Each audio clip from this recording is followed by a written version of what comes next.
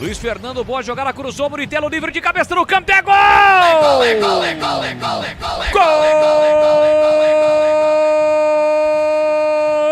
do Fortaleza!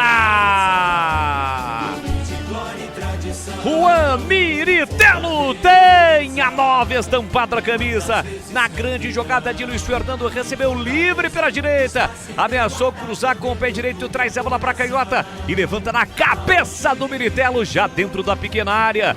Sozinho, escolheu o canto direito, esquerdo do goleiro Guilherme Viana, que pelo mais nada pôde fazer. Pinta desconcertante do Luiz Fernando para cima do Danilo Barcelos.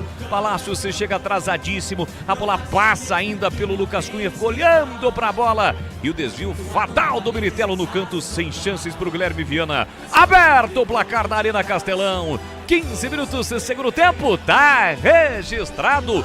É gol do Leão do PC. Fortaleza 1-0 para Macacaí. O detalhe do gol, Pepe. O detalhe é que esse já é o 30º gol sofrido pela Ponte Preta dentro do Campeonato Brasileiro da Série B.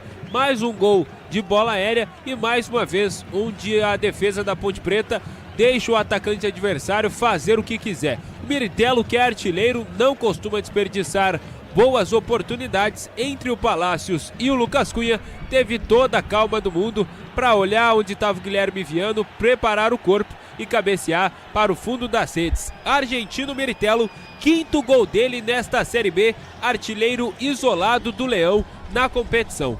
Fez